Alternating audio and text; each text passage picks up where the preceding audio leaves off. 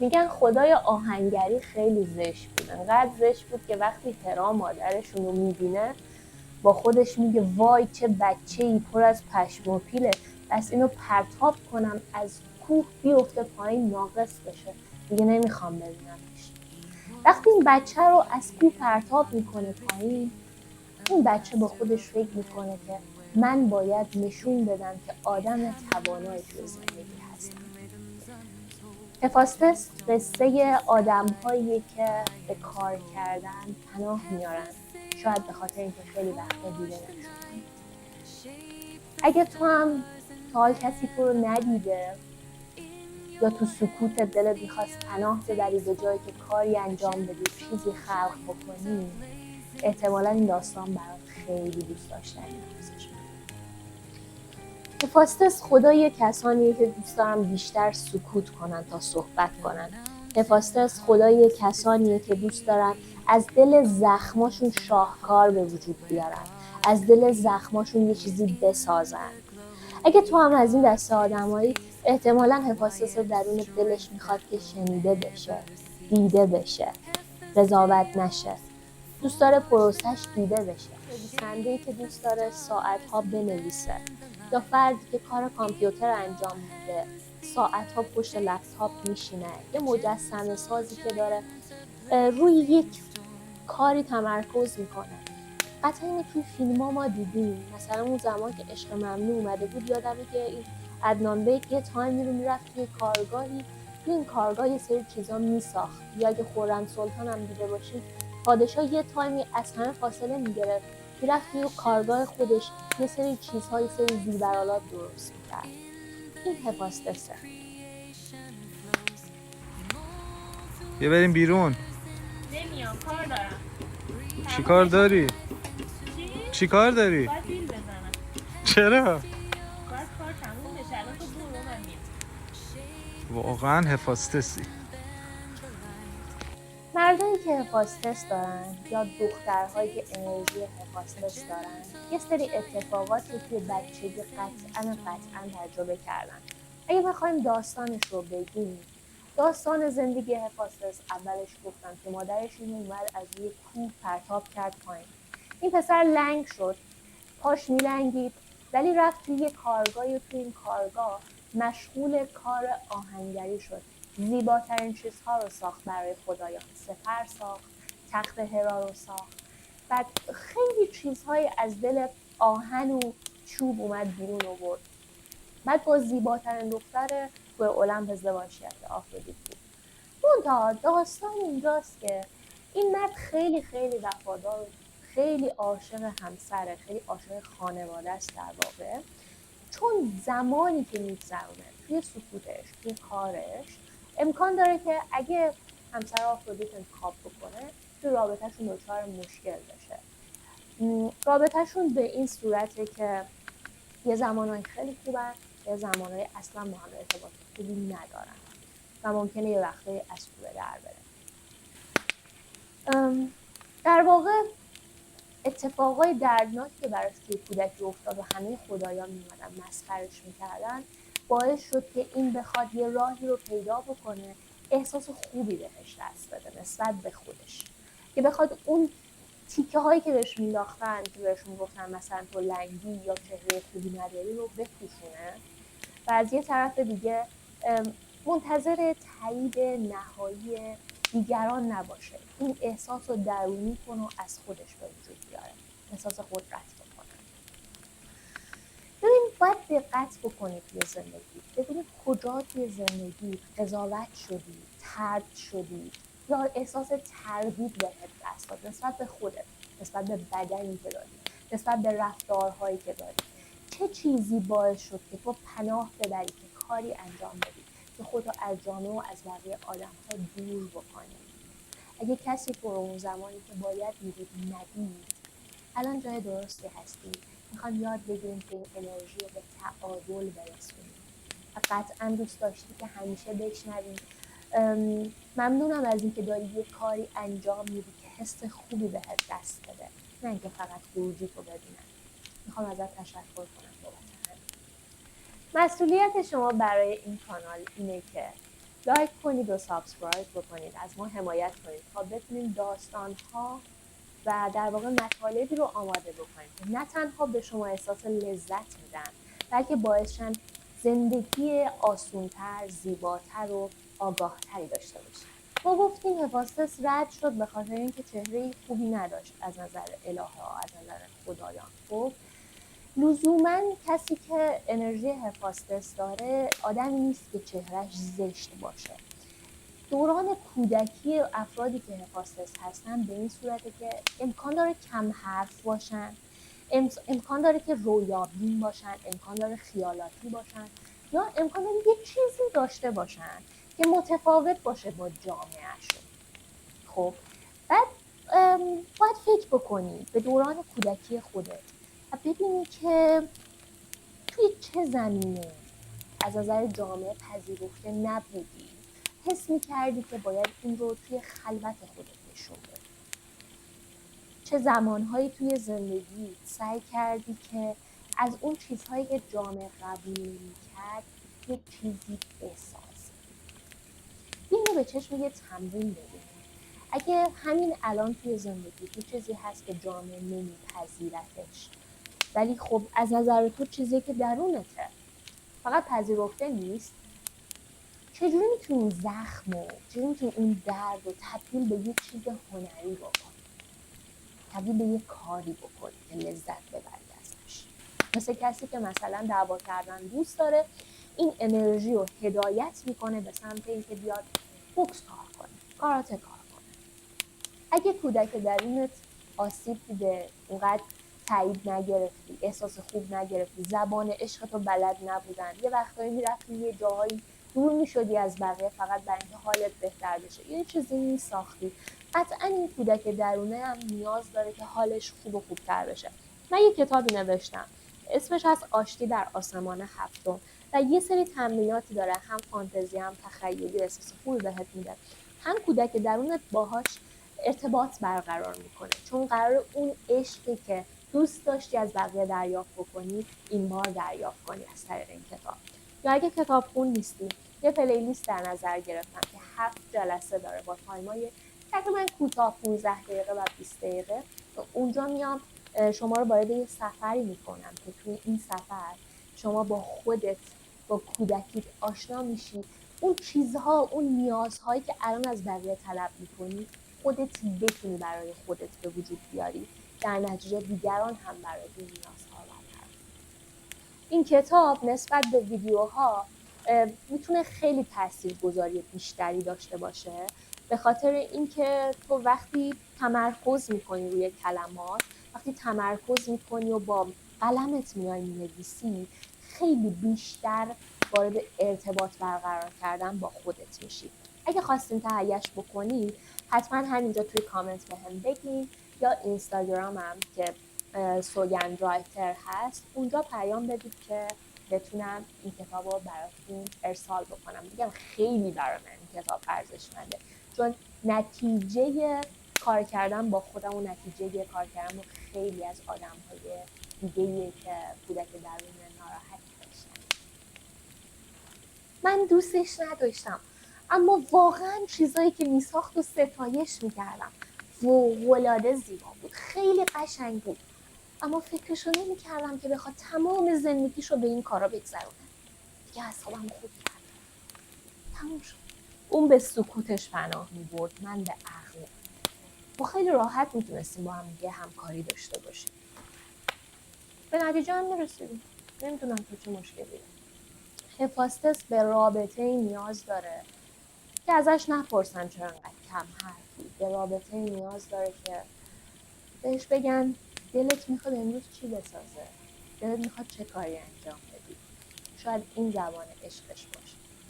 اما متاسفانه اگه وارد رابطه با آفرودیت بشه یه خورده درک این قضیه سخت میشه، مگر اینکه آفرودیت آتنای خودش رو بالا ببره یا هفاستس از انرژی هفاستسش کم کنه، از پوزیدون، از آپولو و از هرمس خودش استفاده کنه، مخصوصا هرمس که بتونه بازی گوشی داشته باشه. چون انرژی هفاستس وقتی که کار انجام نمیده به شدت دچار عذاب وجدان و احساس گناه میشه و فکر میکنه که ارزشمند نیست، چون ارزشمندی رو توی اون خلق کردن میبینه. پس میتونه رابطه داشته باشه با آتنا، دختر آتنا تایپ میتونه همکاری بسیار عالی داشته باشه با دختر آفرودیت، چالش داره و خب هر دوتاشون باید یه سری کارها انجام بدن. گفتم دیگه یا اون باید هرمس در خودش پرورش بده یا اون یکی باید در خودش انرژی هستیا به وجود بیاره که بتونه این سری چیزها رو بپذیره. خبر خوب اینه که اگه هفاستس سالم باشه، اگه درگیر اعتیاد نشه، اعتیاد به هر چیزی از زخم‌ها معبد میسازه، از آتیش نور میسازه، یه شفاگر کامله. خیلی ها میتونن از انرژیش استفاده کنن تا درمان بشه. من از هرمس گفتم، از آتنا گفتم، از آفرودیت گفتم. اینا تایپ های شخصیتی پسرها و دخترها هستن که حتما توی پلیلیست ها که آخر فیلم میذارم نگاه بکنید، بتونید تایپ های خودتون رو تشخیص بدین. شما یک گونه خدا نیستین، انرژی های مختلفی هستین که همشون قشنگه، میشه سالم زندگیشون کرد. اگه انرژی هفاستس توی زندگی آدم نباشه، انسان ممکنه به دنیای بیرون پناه ببره، به یه دوستی، به یه فردی، معتاد میشه به چیزهایی که بیرونیه. پس از یه نظر خوبه، به خاطر اینکه میری درونت یه تایمی برای خودت میذاری، یه کاری خلق میکنی. ولی این قضیه اگه تبدیل به اعتیاد بشه و اگه همسر آفرودیت داشته باشی یا اگه همسری داشته باشی که دوست داره اهل تفریح، اهل خوشی و اینجور چیزاست، بسیار اذیت میشه. چون هفاستس اصلا نمیتونه که مثلا بیکار بشینه و اگه یک جایی باشه یک کار مهمی داره انجام میده یا اصلا کار مهم انجام نده، توی مهمانی باشه و تلفن زنگ بخوره، اگه تلفن رو جواب نده به شدت حالش بد میشه. اگه ازش بخوان مثلا 3-4 روز گوشیتو خاموش بکنی، به شدت در درون اذیت میشه.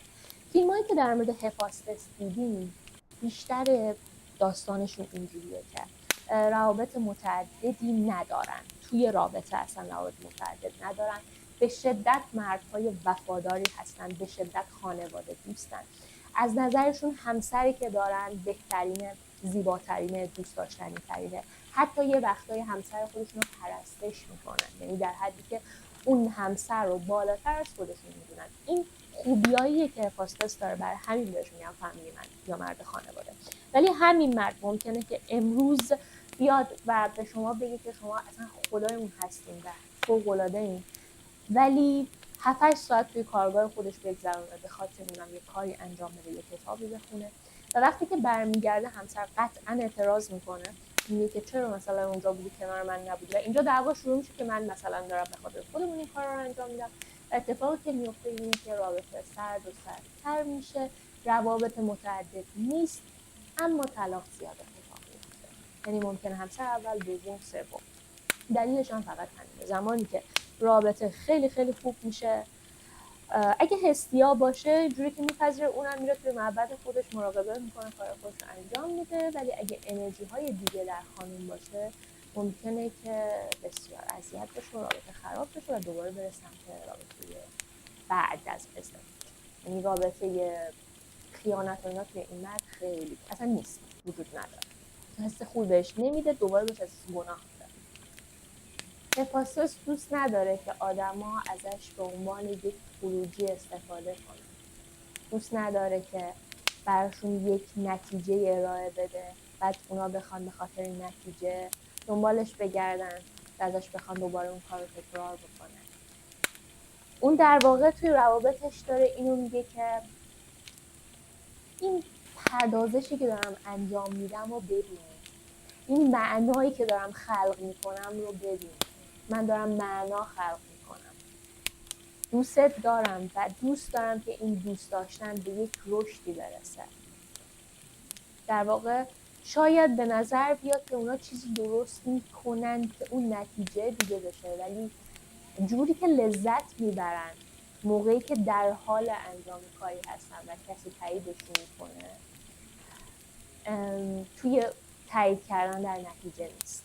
یعنی اگه یکی فقط نتیجهش رو تایید بکنه احساس میکنه ازش رو استفاده شده، ولی اگه یکی کنارش بشینه ببینه کارش رو و تشویقش بکنه خیلی استفاده بهش هست.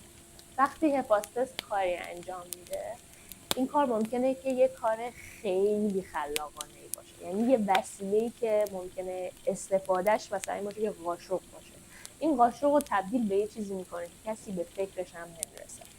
در واقع انرژی هفاستس اینجوریه که اینطوری نیست به فلان چیز دست نزنیم خراب میشه، میره و یه کاری باش انجام میده، یه قابلیتی براش ایجاد میکنه که اگه زئوس باشه ازش پول در میاره، اگه هرمس باشه به اندازه هزار تا چیه؟ هزاران نسخه از اون وسیله رو تولید میکنه، تولید انبوه میکنه و به درآمد فوق‌العاده‌ای میرسه. از همون کار کوچیک هفاستس توی زندگی معمولیش داره انجام میده. یعنی خیلی این باور ذهنی رو نداره که به فلان چیز دست نزنیم خراب میشه یا به فلان چیز رو دستکاری نکنیم. نه، اصلا عشقش اینه که این شمعدون رو ببره یه جایی یا این شمع رو ببره جایی تبدیلش کنه به یک چیز دیگه ای توی زندگیش. برای همین پس توی مهارت‌های دستی، توی مهارت‌های کاری خیلی خیلی آدم‌هایی هستن که به چیزای جدیدی در مورد خودشون میرسن. خیلی از تولیداتی که ما توی مثلا جهان دیدیم ممکنه یه زئوسی یا یه هرمسی اومده این تولید رو انجام داده، ولی یه هفاستس اومده جرقه‌ش رو روشن کرده. برای اینکه بهتر بتونین آرکیتایپ رو تشخیص بدی یا درکش کنی، لذت ببری یا اصلا اونو در خودت بیدار بکنی، شاید این انرژی رو نداشته باشی، میخوام آروم آروم ببرم به یه قصه خیالی که در واقع اون عشقی که هفاستس احساس میکنه و کاری که داره انجام میده رو روایت میکنه. من همیشه از اون مغازه خرید میکردم. مغازه‌ای که همیشه شلوغ بود.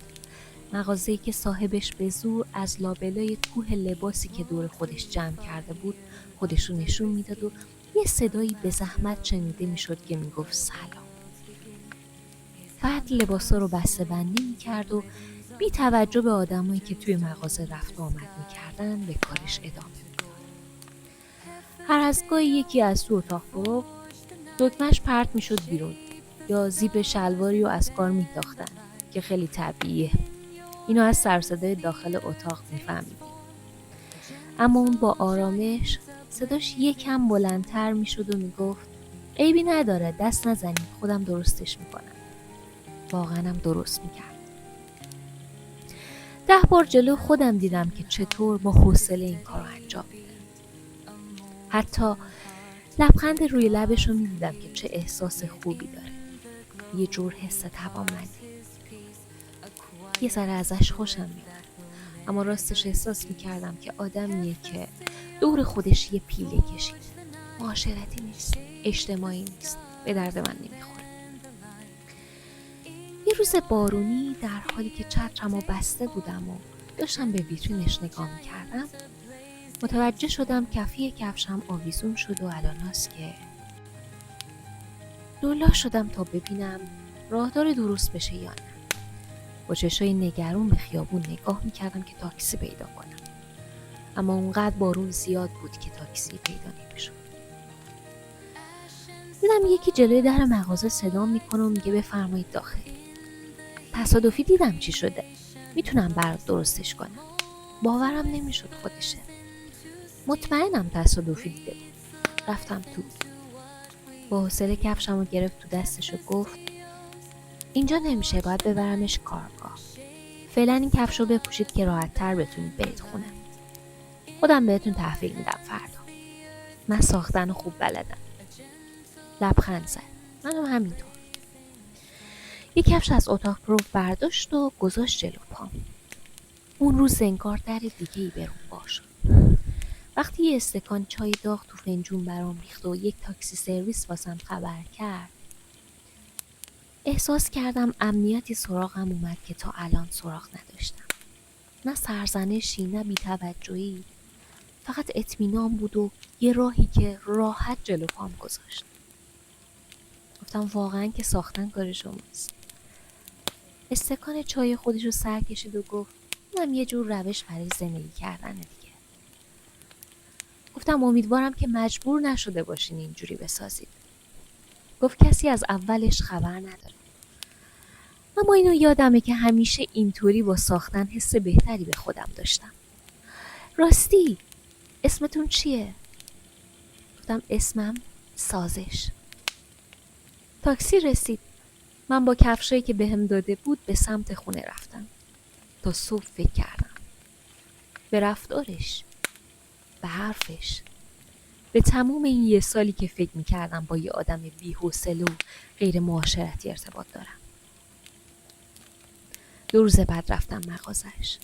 ولی این بار شومینش روشن بود. آتیش گرم. ولی بازم لای کوه لباس نشسته بود و داشت بسته بندی میکرد. مغازه بازم این بار شلوغ نبود، خلوت بود. چون هوا بارونی بود و همه جا خلوت بود. میرم داخل. بدون اینکه نگام کنه میگه تازه صبح کارهای جدید رسیدن. بعد از ظهر تشریف بیارید. گفتم منم. سازش. سرشو میگیره بالا و بی صدا یه لبخند روی لباش میشینه. بعد کفشای تعمیر شده رو میذاره روی میز. میگه از اولش هم بهتر شدن. خیلی روشون وقت گذاشتم. تازه یه پاپیونم بهش اضافه کرده بود. گفتم وای خدایا چقدر خوشگل شده. عاشقشون شدم. گفت بد نشده؟ گفتم اصلاً. لبخند زد. گفت صبر کن یه استکان چای دیگه براتون بیارم. خواهرم میگه خوش‌عطرترین چای سیب دارچین رو من میتونم درست کنم. با آرومی دستشو میگیرم و میگم این دفعه برای درست کردن و ساختن چیزی نیومدم. خواستم بگم بیا با هم یه چیزی رو درست کنیم که روز به روز قشنگتر بشه. لبخند زد. اونم آروم و با احتیاط دستامو گرفت و گفت چقدر خوبه که این بار با یه آدمی بسازم، نه اینکه براش چیزی رو بسازم. از اون روز دیگه لابلای لباسا پنهون نبود. حتی آدمایی که گم شده بودنم خودشون اونجا پیدا میکردن. اون دیگه تنها نبود. چون یاد گرفت درداشو پنهون نکنه. دیگه آتیش فقط براش آتیش نبود. دیگه برای شفا دادن ازش استفاده میکرد. امیدوارم داستانی که نوشتم رو خیلی خیلی دوست داشته باشید. نگاه کنین خداها و خدابانی هایی که وجود دارن همشون نقاط مثبت زیادی دارن. اگه اون نیمه های روشنشون رو وارد زندگی میکنیم زندگیمون روشن میشه. اگه نیمه های تاریک رو وارد زندگیمون بکنیم دچار مشکل میشه. اگه میخواین در مورد انرژی آفرودیت و انرژی آتنا هم بدونید من لینکش رو گذاشتم برید و نگاه بکنید. در پناه خدا باشید.